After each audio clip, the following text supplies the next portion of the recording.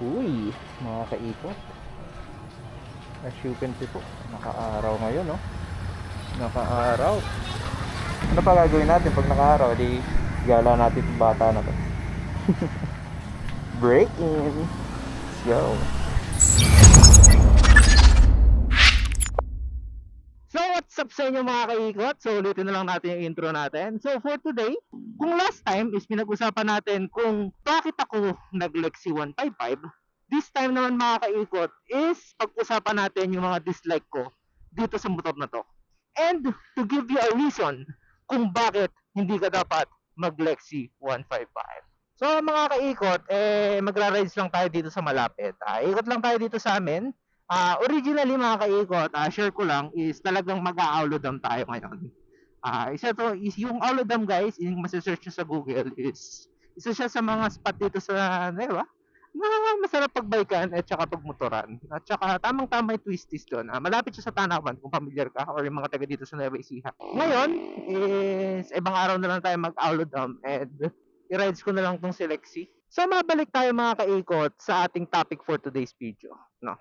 So, ang unang reason kung bakit hindi ka dapat mag-Lexi 155 o yung mga dislike ko dito sa motor na to ay number one is pagka nag-Lexi 155 ka is magiging common yung motor. Yan guys, magiging common, dadami tayong mga naka-Lexi. Hindi yun. Charot lang mga kaikot. Joke lang po. Hindi yun yung isa sa mga reason kung bakit hindi ko dapat yan. So, mabalik tayo mga kaikot. So, ang unang reason ko, just to get things seriously, ang una kong dislike dito sa motor na to is, again, subjective siya, yung looks niya. No? As I said, kung bakit hindi ka dapat mag-Lexi 155 is, meron kasing look si Lexi 155 na hindi siya ganon ka-head turner. No? Hindi siya ganun kaporma. Unlike sa mga kapatid niya, NMAX and Aerox, talagang head turner yung mga kapatid niya. No? Iba-iba yung preference ng tao guys no? Iba-iba. Sa paningin ko, maganda tong motor. Sa paningin ng iba, hindi maganda yung motor. Pero I think mga kaikot, pero I think mga kaikot, for me, no, I think maraming nagkakagusto sa Lexi. Simply because sa looks. Kasi, aminin natin, no, sa mga kasa ngayon, medyo mahirap maghanap ng motor. Mahirap maghanap ng Lexi. Hassle siya. No, hassle. I think gusto din ng mga tao or na-appreciate na ng mga tao yung itsura ni Lexi 155. And second reason ko naman mga kaikot, mapunta tayo sa second reason, is yung kanyang stock suspension. Kilalang kilala natin mga kaikot si Yamaha na talagang out from the factory, hindi ko alam kung bakit, talagang matagtag si Yamaha. No? Matagtag si Yamaha. And dagdag mo pa dyan, si Lexi 155, hindi siya nalalayo doon sa mga kapatid niya. Hindi, meron namang mga solusyon para dito. No? Magpalit ka ng rear shock or panipak mo yung front shock mo, masusolusyonan yung issue na yon. Pero mga kaikot, ulitin ko lang, second dislike ko kay Lexi. Naka-single shock yung likod, yung harapan, medyo maliit yung butas, yung ikot o yung bilog ng shock niya sa harapan. Kaya, sabi ko nga, shock siya ng Mio. Shock siya ng Mio mga kaikot. Pagas muna tayo dito guys. Dito tayo guys sa may pagusulinan sa Cleantech sa amin. Si Lexi. Medyo dumi na. Oh. Ay, teka. Sorry. So, ayun guys. Dito muna tayo. Mag-stop over muna tayo dito sa may St. Jude. Videohan lang natin tong si Lexi dito. Lagyan lang natin ng montage. Yun. So, alis na tayo. Dumaan lang tayo dito sa St. Jude para mag-montage. Pero nagsimba na kasi ko kahapon dyan. No, so, tuloy natin guys yung vlog.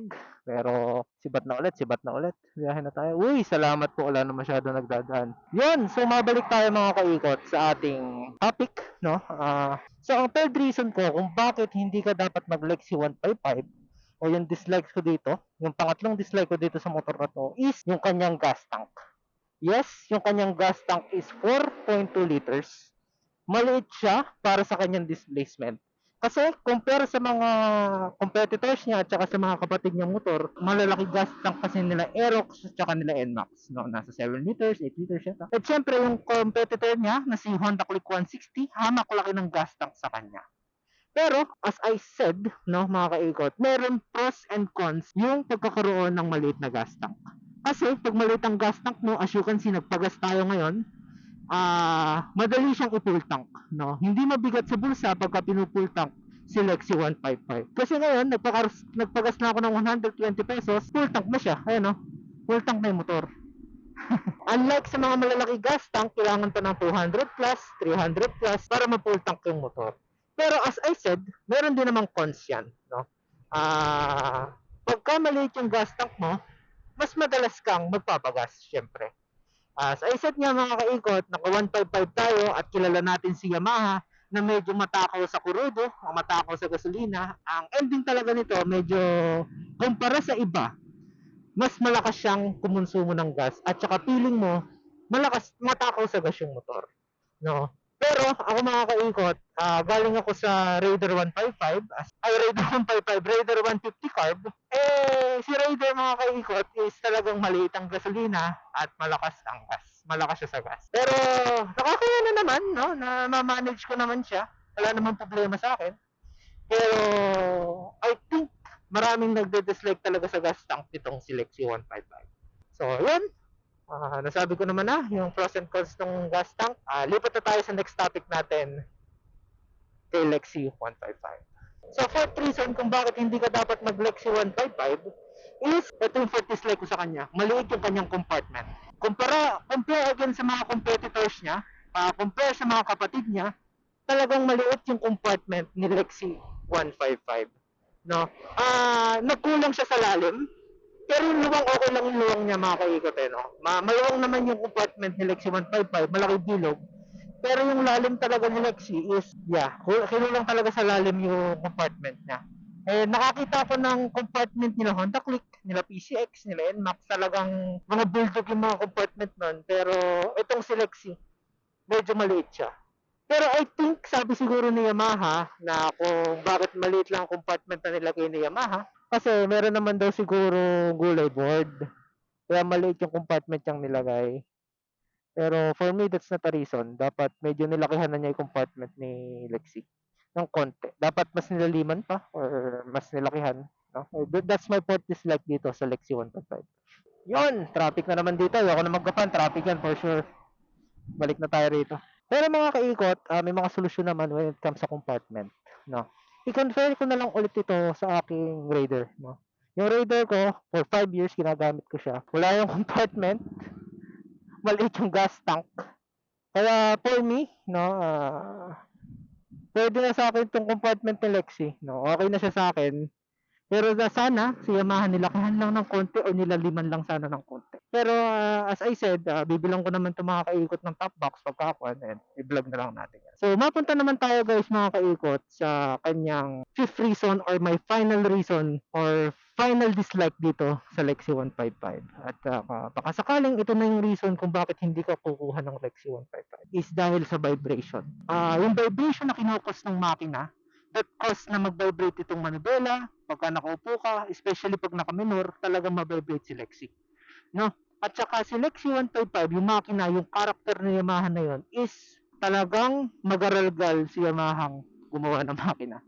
And that concludes mga kaikot, dahil din dyan, kaya ako nagustuhan yung makina na 155 ni Yamaha. Dahil yung pagiging magaralgal niya o yung magaspang na tunog niya, nagbigay ng character dun sa makina, no? Parang character na bad boy siya. No, ewan ko ba kung ano sinasabi ko na to. Pero para sa akin, yun yung character ni Yamaha, no? Yun yung character ng makina na to. Yung character nitong 155 na to. That gives the character dun sa motor na malayo pa lang, maririnig mo ay ma-identify mo na Yamaha padating.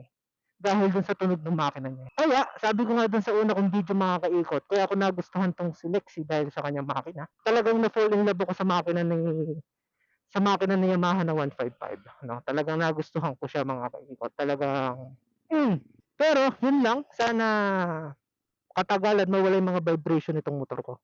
No, sana mawala yung vibration nitong si Lexi, no, in time, no. Pero for sure mawawala naman yan kasi break-in period pa lang naman to. Ang natatakbo pa lang ni Lexi is as of now 162 kilometers. So masyado pang maaga para magreklamo, no. Pero I think mga kaikot, that's it, no.